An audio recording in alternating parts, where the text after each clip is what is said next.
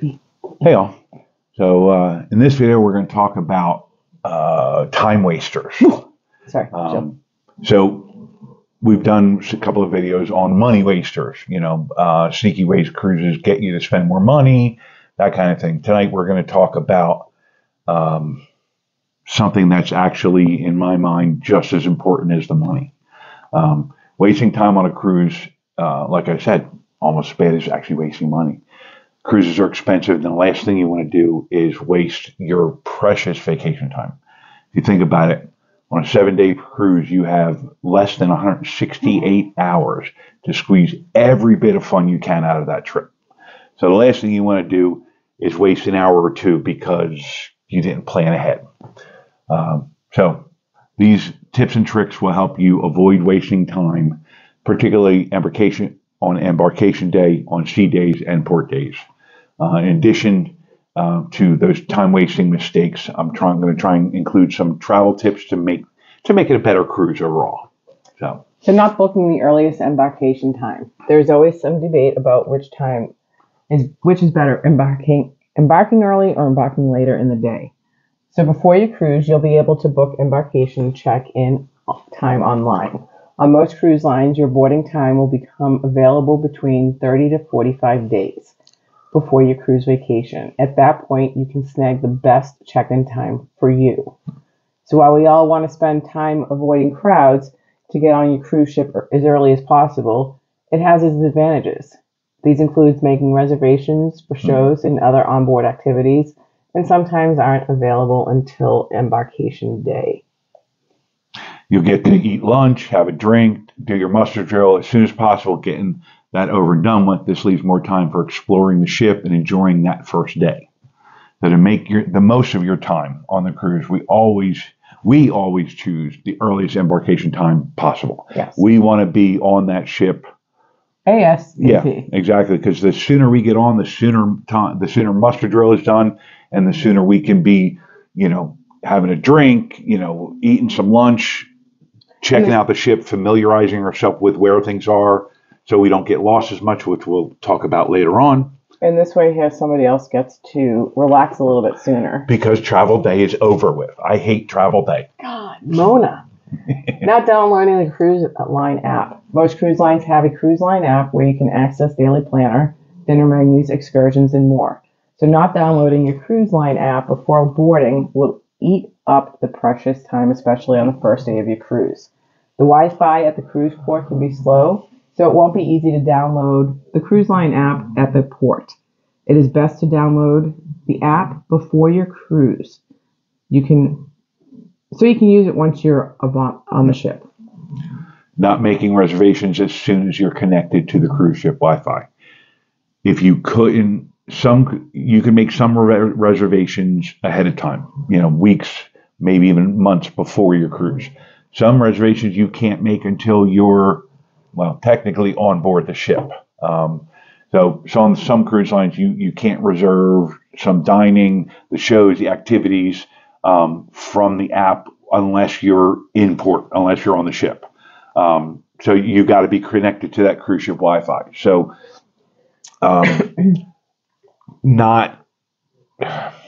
here's a little tip. Many of us who've been on more than one cruise, we kind of a little sneaky. So when you get in the cruise terminal and you're waiting in one line or another, or they haven't allowed you to start boarding yet, connect to that cruise ship Wi-Fi. Because a lot of times you can start while you're sitting in the terminal waiting for your turn to get on board. You can actually be reserving the shows and activities before most of the other people have even arrived at the terminal. It's a good way to, saves you some time, and make sure you get, reservations you want instead of being, stuck with whatever's left. This is a great way to save time in your cruise to ensure that you get the reservations that you want. So, next up is wasting time at guest services. On the first day of your cruise, unless you have a major issue, it is best to hold off before going to guest services. If you go to guest services during the first few hours of the cruise, you will have to wait in a very long line, which can waste an hour, if not more, of your time. Guest services is open 24/7, so you can go when most cruise passengers are having dinner, at a show, late at night, or early morning. We've gone at midnight before heading back to the cabin, and there's usually no line at all. Now, having said that, if it's, if you have a major issue, like, your room's got 6 inches of water in it or something, you're going to have to go, on that first day. But if it's something minor or relatively minor, wait, go the second day, go the third day, go at midnight, don't waste that precious time. Mm-mm. Or try to find your steward. Your cabin steward, yeah. Sometimes there are certain things they can help with, and they can guide you. Not purchasing packages and excursions in advance. Sorry, when it comes to like Wi-Fi packages, shore excursions, one of the biggest mistakes we see people make is thinking they'll figure it out once they're on the ship. Yeah, no. First of all, once you're on the ship, the good excursions are gone. Period. Actually, they're just before, gone. Sometimes. You want to, depending upon the cruise line, some cruise lines you can start booking excursions 60, 90 days in advance. Some it's even more. You want to start doing the research that, like, the day after you book the cruise, start looking at what the normal excursions are. See what's available. That way you can make sure that you get the excursions you want. Mm-hmm. Number one, and two, that way you're not hanging around the excursion desk on the cruise ship. Well, you could be out, exploring the ship or having a drink or watching a show. Or getting something to eat. That too. Yeah. Or sleeping, Well, if you don't have access to your room, then there's no point. So not planning ahead for cruise ports. Bahamas Cruise Beach. No. What? You're only in a cruise protocol for a few hours. So plan in advance to make sure that you make the most of that day off the ship. Okay. I wanted to get that. I wanted to say that. Okay. I'm so confused. A regret for many cruise passengers is wasting time on land, trying to figure out what to do for their day in port. Whether you book an excursion or decide to explore on your own, planning your port day is essential. One of the perks of booking a shore excursion with the cruise line is that you will have an assigned meeting time and place. This way here, you won't be wasting any time once you are in the cruise port. But if you book a private excursion, you'll have a meeting location or somebody will meet you at the cruise port. Tip: if you don't have a printed excursion ticket, be sure to screenshot the information for your shore excursion. Once you get off the cruise ship, you may lose Wi-Fi, so it's important to have information for your excursion saved to your camera roll. We've talked about excursions enough, I think. Yeah. Waiting in lines and queues. When you're on a cruise vacation, the last thing you want to do is be stuck waiting in line. If you're on a cruise with attractions like water slides, go-karts, indoor skydiving, dry slide, yada, yada, yada, chances are there's going to be long lines for those on-sea days. If you want to try those attractions but don't want to wait in long lines, try staying on the cruise ship when you're in port. The cruise will be the ship will be a lot quieter. And a lot of times those attractions are still open. Not all of them, not always, but a lot of them will be open while you're in port, and there's hardly going to be any line. Well, hopefully. Yes. How to save time while dining. Embarkation day. On boarding day, most cruise passengers go straight to the buffet for lunch. This means that the buffet will be one of the busiest places on the cruise ship. You may need to wait in line for food, and finding a table can be challenging. Instead, try eating at one of the casual restaurants on the main dining room if it's open. Oftentimes, there will be fewer people in those restaurants, and the service will be better. Main dining room. On most cruise lines, you can choose between traditional dining or open dining, kind of like flexible dining. If you like to eat at the same time every day, then you're probably going to want to do traditional dining, which usually means early seating or late seating. Early seating is usually between like 5 and 6, and then the late seating is between like 7:30 and 8:30. The benefits of the traditional dining are that you won't have to wait for a table. You'll have the same servers throughout your cruise. If you want to avoid being on that set schedule and want to dine when you want to dine, open dining or flexible dining is going to be what you want. Mm-hmm. Benefits are you eat at different times every day. You're not stuck to a set schedule. You eat when you're hungry. However, during the peak dinner times, you might have to wait for a table. Be prepared for 30-minute, maybe a 45-minute wait when the dining room is busy. when we were on the Wonder of the Seas last month, we had the early traditional dining at 5:30, and we would leave at 7:15, and there were pretty long lines every single night for the what is Royal called? My time dining? I think so. Yeah. So just be prepared, or don't go to the main dining room. Only do specialty dining or a buffet, or a little time-saving tip for you: if you have a show right after dinner and you're on a tight schedule, don't be afraid to let your waiter know. Ask them if the meal can be brought out more quickly. Let them know, and there's usually things they can do to accommodate that and expedite your order, so that you can still eat dinner and be on time for the show. Yes. Avoid the buffet on port days. Whether you have an early excursion or you want to get off the cruise ship as soon as it docks, it's best to avoid the buffet at peak times. Instead, try ordering room service to your cabin. That way you can get ready, eat, and get off the ship as you please. A lot of times room service isn't free these days, but it might be worth it so that you're not, worried about missing your excursion because, there was 100 people in line in front of you. Mm-hmm.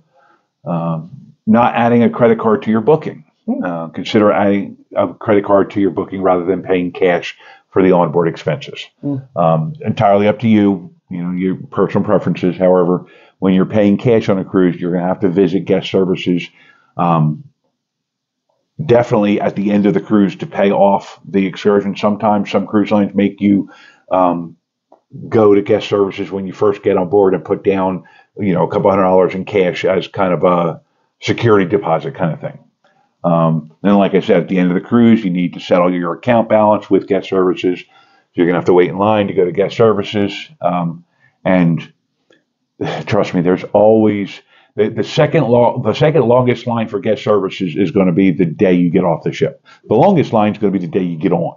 So, whereas if you put a credit card on the account, all expenses are charged to the card. You can monitor the onboard activity through the either the app or on the TV. You can see what that final invoice is going to be before debarkation morning. That way you'll know there won't be any surprises. And if there are surprises, you go down to guest services the day before and get it all cleared up. Yes. So